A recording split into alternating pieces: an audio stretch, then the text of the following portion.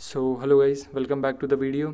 तो finally SSC ने selection post के आंसर की रिलीज़ कर दी है, लेकिन उसके साथ साथ स्टूडेंट के सामने बहुत बड़ी दिक्कतें भी क्रिएट कर दी है। ये दिक्कतें हैं तुम्हारे रिगार्डिंग आंसर की के रिगार्डिंग, ठीक है। कितना उसमें मिस्टेक करा है, बहुत बड़ी घपलेबाजी चली है आंसर की में, ठीक है, जो कि अपन वीडियो में आगे बात करेंगे। और ये कैसे तुम्हारे कट ऑफ पे इम्पैक्ट डालेगा और कैसे तुम्हारे कट ऑफ रहेगा, ये भी अपन डिस्कस करेंगे। दूसरा अगर मैं बात करूँ तो सीजीएल का नया नोटिस रिलीज़ करा है। एसएससी अभी नोटिस खेल रहा है, तो सीजीएल का दूसरा नोटिस रिलीज़ करा है एक और, ठीक है, जिसमें बात करी है उसने आंसर की रिगार्डिंग, ठीक है, कब वो आंसर की देगा और दूसरा कितने स्टूडेंट का अटेंडेंस रहा है, ठीक है। और इसके बेसिस पे अपन बात करेंगे कि एमटीएस का और सीएचएसएल का पेपर होने का क्या टेंटेटिव डेट रहेगा। क्लियर है, स्टार्ट करते हैं। सबसे पहले सिलेक्शन पोस्ट। तो सिलेक्शन पोस्ट के आंसर की रिलीज़ हुई है, ठीक है, और ये तुम इजीली एसएससी के ऑफिशियल वेबसाइट पे जाके चेक कर सकते हो। दूसरा जो सबसे बड़ा इम्पैक्ट डाल रहा है, सबसे बड़ी दिक्कत सामने आ रही है, वो है तुम्हारा चैलेंज क्वेश्चन पे। अब इधर ध्यान दो, deemed challenge question, certain question have been suo motu मतलब क्या है कि एसएससी ने खुद से ही अपनी गलती मान ली है कि भाई हमारी गलतियां हैं, ठीक है, हमने कई क्वेश्चनों में मिस्टेक करी है और वो गलती हम मानते हैं और इन क्वेश्चंस को तुमको चैलेंज करने की ज़रूरत नहीं है, हम खुद से इनका मार्क्स दे देंगे, ठीक है। दूसरा चैलेंज क्वेश्चन, ठीक है। चैलेंज क्वेश्चन सिंपली ऐसा है कि भाई तुमको जिस क्वेश्चन में भी दिक्कत है तुम सोर्स के बेसिस पे सोर्स अपलोड करके एसएससी को चैलेंज कर सकते हो उस क्वेश्चन में। अब ये दोनों चीज़ें, ठीक है, दोनों चीज़ें तुम्हारे कट ऑफ को बहुत बढ़िया तरीके से इम्पैक्ट डालने वाली है, जिसमें से भी फर्स्ट वाला तो बहुत ज़्यादा करेगा। कैसे? अगर मैं बात करूँ, कुछ शिफ्ट में तुम्हारे 5 से 6 क्वेश्चन, ठीक है, या फिर तुम 5 क्वेश्चन तो मान के चलो, कुछ शिफ्ट में 5 क्वेश्चन, कुछ नहीं ज़्यादातर शिफ्ट में, ठीक है, 5 क्वेश्चन तो ये स्वी मोटो वाले हैं, ठीक है, 5 क्वेश्चन स्वी मोटो वालों। अब किसी की शिफ्ट में अगर 5 क्वेश्चन स्वी मोटो वाले हैं और किसी की में 1 से 2 ही हैं, तो मेरे को बताओ क्या ये दिक्कत नहीं करेगा? अब यहाँ पे सीधा सीधा है, एसएससी अपनी गलती छुपाने के लिए क्या करेगा, मार्क्स टू ऑल करेगा भाई, कि भाई हमने क्वेश्चन गलत दिए हैं, ठीक है, हमारी गलती, मार्क्स टू ऑल। वहाँ वो तो ये थोड़ी ना देखेगा कि भाई अटेम्प्ट करा है नहीं करा है, ये नहीं, मार्क्स टू ऑल। अब अगर मार्क्स टू ऑल मिलेंगे तो साफ साफ तुमको दिख रहा है एक जगह 5 क्वेश्चन और एक जगह 1 से 2 क्वेश्चन, तो ये कट ऑफ पे बहुत बढ़िया खासा इफेक्ट डालेगा और इससे कट ऑफ बहुत बढ़िया फ्लक्चुएट होगा। दूसरा, चैलेंज क्वेश्चन की बात करें तो भाई टोटल यही आ रहा है, चैलेंज क्वेश्चन भी निकल रहे हैं। एसएससी ने खुद की, ठीक है, कोई बढ़िया लोग नहीं बैठा था, एसएससी बहुत कंजूस कर रहा है एडिक्विटी, तो किसी को भी बैठा रहा है, तो मतलब इनके चेक करने के बाद भी इन्होंने क्वेश्चंस गलत बता दिए, उनके बाद भी बहुत क्वेश्चन गलत निकल रहे हैं। मेरे पास कई सारी आंसर की आई है, उसके बेसिस पे मैंने देखा कि भाई कई शिफ्ट में तो ये जो क्वेश्चंस हैं तुम्हारे डीम चैलेंज वाले, ये तो बहुत कम है और किसी में बहुत ज़्यादा है, तो ये बहुत बड़ा इम्पैक्ट डालेगा। तो कट ऑफ तो टोटली अनप्रिडिक्टेबल है, ठीक है। ओवरऑल अगर बात करें तो तुम्हारा जो कट ऑफ है वो लो ही रहेगा, ठीक है, कट ऑफ तुम्हारा क्या रहेगा, कम। अब लो होने का चांस क्या है, देखो सिंपली इसके पीछे का रीज़न है तुम्हारा नॉर्मलाइजेशन मेथड।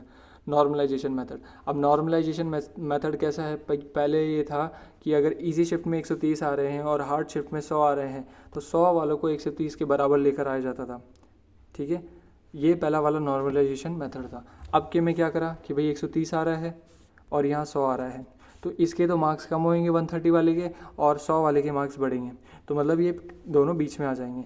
तो ओवरऑल अगर देखें तो कट ऑफ तो डाउन ही जाएगा, ठीक है, कट ऑफ डाउन जाएगा, क्योंकि कट ऑफ डाउन जाने के पीछे रीज़न है तुम्हारा, एक तो नॉर्मलाइजेशन मेथड, दूसरा तुम्हारा है अटेंडेंस, ठीक है, जो कि कम रहा है, और तीसरा जो सबसे मेजर इम्पैक्ट डाल रहा है वो तुम्हारा कि भाई बहुत सारे सेंटर में गड़बड़ी थी, ठीक है, बढ़िया धांधली करी है एसएससी ने, तो वो बहुत बड़ा इम्पैक्ट डालेगा।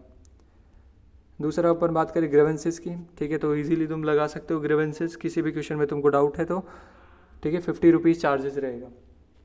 क्लियर है गाइस? और सबसे बड़ी दिक्कत कि भाई तुम अपनी पब्लिक डोमेन में आंसर की रिलीज़ नहीं कर सकते, ना तो तुम आंसर की को डाउनलोड कर सकते हो, ठीक है, आंसर की को डाउनलोड भी नहीं कर सकते और उसको कहीं पे शेयर भी नहीं कर सकते हो, ठीक है, टोटली बैन है। अब ये साफ साफ चीज़ें हैं कि भाई ये ट्रांसपेरेंसी को ख़त्म कर रहा है एसएससी, ठीक है। पूरा इसका ये है कि भाई हमने गलतियां हैं और बहुत सारी गलतियां तो हम सामने से छुपाना चाहते हैं, इसलिए तुम्हारी आंसर की किसी को दिखाने ही नहीं देंगे हम, ठीक है। अब ये एक और दिक्कत क्रिएट कर रहा है, ठीक है। दिक्कत क्या है कि तुम कट ऑफ जज नहीं कर पा रहे, ठीक है। अब सपोज़ करो जैसे ऑफ साइड, ठीक है, XYZ कोई भी वेबसाइट पे तुम, ठीक है, अपलोड करते थे अपनी आंसर की, तो वहाँ पे पूरा डिटेल बता देता था कि भाई तुम्हारी शिफ्ट बेसिस पे कट ऑफ इतनी है, ठीक है, ओवरऑल तुम्हारे मार्क्स इतने हैं, नेगेटिव मार्क्स इतने हैं, नॉर्मलाइजेशन स्कोर के अकॉर्डिंग इतना नॉर्मलाइजेशन होगा। तो ये कुछ भी नहीं कर पा रहे, ठीक है। और रीज़न दूसरा, कोई भी कट ऑफ बताएगा कि भाई इसमें से प्लस माइनस, इसमें से प्लस माइनस इतने नंबर में से, तो वो बिल्कुल ही गलत होगा, क्योंकि उनके पास जो डेटा है, जैसे हमारे पास भी जो डेटा रहता है वो कुछ स्टूडेंट का है। अब कुछ जैसे 200 300 500 स्टूडेंट, ठीक है, तो इतने से डेटा से तुम जज नहीं कर सकते हो, क्लियर है। तो कट ऑफ जज करना बहुत मुश्किल है अभी, क्योंकि पब्लिक डोमेन में जब तक आंसर की रिलीज़ नहीं शेयर कर पाएंगे तो वो बहुत बड़ा इम्पैक्ट डालेगा, क्लियर है गाइस। तो ओवरऑल ये था तुम्हारा SSC सिलेक्शन पोस्ट का। बात करते हैं CGL का। तो ऐसे तुम आंसर की चेक कर सकते हो। CGL का मेनली 2 चीज़ें हैं, ठीक है, कि कई सारे सेंटर्स पे तुम्हारे, ठीक है, कई सारे सेंटर्स पे कैंसिल हुए हैं एग्ज़ाम्स और उनका रीशेड्यूल हो गया था, लेकिन एक सेंटर है तुम्हारा मुंबई वाला जहाँ पे अभी भी एग्ज़ाम नहीं हुआ है, ठीक है। और इसको एग्ज़ाम कराने की बात कब करा है, इसको एग्ज़ाम कराने की बात करा 14 अक्टूबर, ठीक है। जिन भी कैंडिडेट्स का, ठीक है, दिक्कतें हुई है, उनके सेंटर पे माल प्रैक्टिस वगैरह हुई है और उन बेसिस पे उनका कैंसिल हुआ है, तो उनका 14 अक्टूबर को ये एग्ज़ाम करा लेगा, ठीक है, SSC। दूसरा, सिर्फ 13.5 लाख की अटेंडेंस रही है, ठीक है, 50% के क्लोज है, क्लियर है गाइस। ओवरऑल यही है तुम्हारा, ठीक है। लैपटॉप बेस्ड, ठीक है, एहसान करा SSC ने, जो लैपटॉप बेस्ड की टेस्टिंग अपने पे करी, ठीक है। सारी चीज़ की टेस्टिंग इसी साल हो रही है, ठीक है। एडुकेटी की टेस्टिंग भी इसी साल हो रही है और लैपटॉप की टेस्टिंग भी इसी साल हो रही है, बढ़िया है। तो ओवरऑल ये था तुम्हारा, ठीक है। इस नोटिस के बेसिस पे तुम्हारा जो आंसर की है वो 15 तारीख को मिलेगा, ठीक है, 15 अक्टूबर को।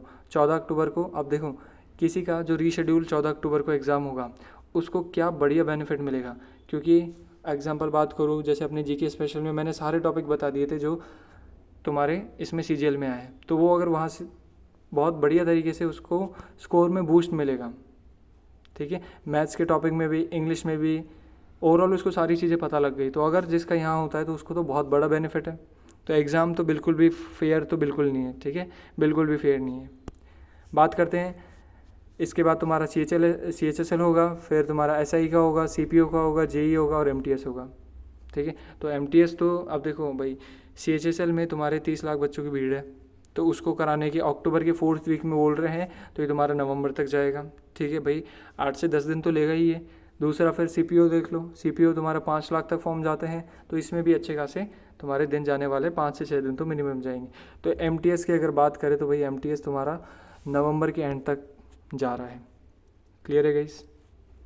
सो ओवरऑल ये था तुम्हारा CGL का नोटिस। सो दूसरा अपन बात करते हैं, अगर आपको अपनी जीके प्रिपरेशन इम्प्रूव करनी है तो तुम RBD पब्लिकेशन की पॉकेट GK ले सकते हो, ये ठीक है, पॉकेट GK सामान्य ज्ञान की, ठीक है, ये अपने खान सर के थ्रू है, क्लियर है गाइस। इससे अपना GK का जो प्रिपरेशन है वो तुम बूस्ट कर सकते हो। अब इसमें क्या इंक्लूड है, ठीक है, RBD publication by Khan sir. अब पॉकेट है, ठीक है, पॉकेट GK है, इसमें बहुत कंसाइज में तुमको चीज़ें बता रहे कि बहुत छोटे में, जैसे विज्ञान, ठीक है। अब जैसे इसमें सारे सेक्शन आ गए तुम्हारे, हिस्ट्री है, ठीक है, हिस्ट्री है तुम्हारा, पॉलिटी है, साइंस है, ज्योग्राफी है, ये सारी चीज़ें इस बुक में बहुत अच्छी तरीके से कवर कर ली है। अब जैसे साइंस का एक बात करते हैं, अगर मैं बात करूँ CGL की, तो CGL में जैसे स्पेस के बहुत अच्छे खासे क्वेश्चंस तुमको देखने को मिले थे। अब यहाँ पे क्लियरली तुमको इसरो के बारे में बता रखा है, ठीक है, इसरो का बता रखा है कंप्लीट डिटेल। इसरो में जैसे PSLV तुम्हारा लॉन्चिंग साइट था, ठीक है, चंद्रयान 1 के बारे में बता रखा है, क्लियर है। तो बहुत डिटेल में चीज़ें तुमको दे रखी है, तो ये तुम्हारा काफ़ी अच्छा हेल्प करेगा तुम्हारी प्रिपरेशन को बूस्ट अप करने में, क्लियर है गाइस। अब जैसे ही कंप्लीट डिटेल था इसरो के बारे में, ऐसे ही तुमको आगे नासा का भी मिलेगा, G20 का मिल गया, तो बहुत कंसाइज, ठीक है, 2-4 पॉइंट में तुमको वो पूरा टॉपिक का मेन इंपॉर्टेंट चीज़ें प्रोवाइड करने का इस बुक का इंपॉर्टेंट रोल है, ठीक है। तो बहुत ईजीली और बहुत अच्छी तरीके से तुम इस बुक से अपने टॉपिक्स को कवर कर सकते हो। सारे तुम्हारे कोर सब्जेक्ट कवर होते हैं, हिस्ट्री, ज्योग्राफी, पॉलिटी, ठीक है, इकोनॉमिक्स, ठीक है, और साथ में तुम्हारा स्टैटिक भी कवर होता है और साथ में ये करंट के पॉइंट्स जैसे इसरो, ठीक है, ये सारे करंट के होते हैं। नेक्स्ट अपन बात करते हैं, अब देखो इसमें सारी चीज़ कवर करेगी, एनवीएस, ठीक है, स्पेस डेक्स, क्लियर है, एनवीएस 01, तो ये सारे स्पेस मिशंस कवर अप कर रखे हैं, इसरो, ठीक है, नासा का भी इसी के अंडर कवर अप है। तो बहुत डिटेल में और बहुत प्रिसाइज और कंसाइज फॉर्म में तुमको चीज़ें बता रखी है। क्लियर है guys? So I hope you like the video, ठीक है, चैनल को सब्सक्राइब करें और टेलीग्राम चैनल का लिंक दे रखा है वीडियो के नीचे, तो उसको ज़रूर ज्वाइन कर लेना। और इस बुक का जो मैंने लिंक है वो डिस्क्रिप्शन में प्रोवाइड कर रखा है, आप इजीली इसको बाय कर सकते हो, ठीक है। So thank you.